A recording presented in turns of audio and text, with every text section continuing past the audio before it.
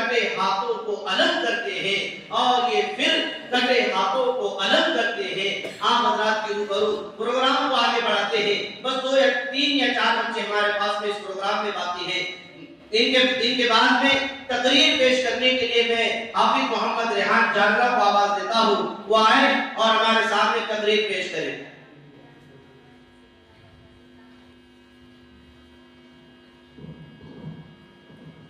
یہ تقریر کا عنوان ہے مدارس و مکاتب کی اہمیت. السلام علیکم ورحمۃ اللہ وبرکاتہ. نحمده ونصلي على رسوله الكريم. اما بعد فاعوذ بالله من الشيطان الرجيم. بسم الله الرحمن الرحيم. قل هل يستوي الذين يعلمون والذين لا يعلمون. صدق الله العظيم. ہمیں دنیا سے کیا مطلب مدرسہ ہے وطن اپنا. ہمیں دنیا سے کیا مطلب مدرسہ ہے وطن اپنا. مریں گے ہم کتابوں پہ وقت ہوگا کفن اپنا. صدر محترم قابل قدر اساتذہ اکرام اور معزز سامعین اکرام، آج میں آپ حضرات کے سامنے دینی مدرسے کی اہمیت و افادیت پر لب گوشائی کی اجازت چاہتا ہوں. حضرات گرامی، دینی مدارس جو اس وقت آپ حضرات کے سامنے ہے دراصل اسلام کے مضبوط قلعے ہے. یہ دار ارقام اور صفہ کی چبوترے کی شاخ ہے جن کے اصل بانی شہنشاہ کونین صلی اللہ علیہ وسلم ہے. در حقیقت یہ راہ جنت ہے.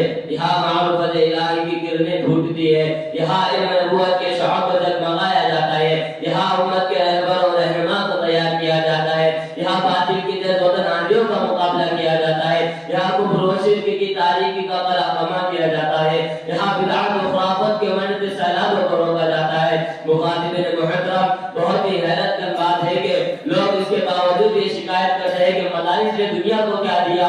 میں پوچھتا ہوں کہ مدارس نے دنیا کو کیا نہیں دیا. مجھے بتاؤ کہ دنیا انسانیت کو عبد القادر جیلانی رحمۃ اللہ علیہ سے مصدق کس نے دیا. مجھے بتاؤ کہ دنیا انسانیت کو محمد غزالی رحمۃ اللہ علیہ سے معروف کس نے دیا. مجھے بتاؤ کہ ابو حنیفہ رحمۃ اللہ علیہ سے مفقہ کس نے دیا. مجھے بتاؤ کہ اشرف علی رحمۃ اللہ علیہ سے مفکر کس نے دیا. مجھے بتاؤ کہ انور شاہ کشمیری رحمۃ اللہ علیہ سے محدث کس نے دیا. مجھے بتاؤ کہ شاہ ابان الحق سے مصلحی کس نے دیا. مجھے بتاؤ کہ شیخ الہند رحمۃ اللہ علیہ سے مجاہد کس نے دیا. مجھے بتاؤ کہ مفتی شبیر رحمۃ اللہ علیہ سے مفسر کس نے دیا. مخاطبین محترم، کیا یہ بات ادب میں شرط نہیں کہ امارات کے علم کے وطن سے سینکڑوں ایسی ہستیاں جنم لے رہی ہے جن کا قلب و جگر اسلام کی عظمت سے معمور تھا، جن کی زندگی اعلاء کلمت اللہ کے لیے وقف تھے، جن کے اخلاق و کردار سارے عالم میں محبوب تھے، جن کی ساری فکر امت کے اصلاح میں مشغول تھی، جن کی ساری عمر امت کے اصلاح میں مشغول تھی. حاضرین اعزاز، یہی وہ مدارس ہے جس میں لا الہ الا هو الحی القیوم کی تصدیق ہوتی ہے. یہی وہ مدارس ہے جس میں هو اللہ الذی لا الہ الا هو کی تکبیر ہوتی ہے. یہی وہ مدارس ہے جس میں محمد اللہ رسول کی تعریف ہوتی ہے. یہی وہ مدارس ہے جس میں ان اللہ علی کل شیء قدیر کی تعریف ہوتی ہے. یہی وہ مدارس ہے جس میں وجاہدوا فی سبیل اللہ حق جہاد کی ترغیب ہوتی ہے. سامعین محترم، آج مغربی تہذیب کے گنگور کٹائے دنیا پر چھا رہے ہیں. آج اسلامی شعائر و خصوصیات کو مٹا جا رہا ہے. آج دشمنان اسلام کی نگاہیں ہمارے مدارس و مساجد کی جانب اٹھی ہوئی ہے. آج کس طرح ظلم و جور کی آندھیاں لوگوں کو دہشت زدہ کر رہی ہے.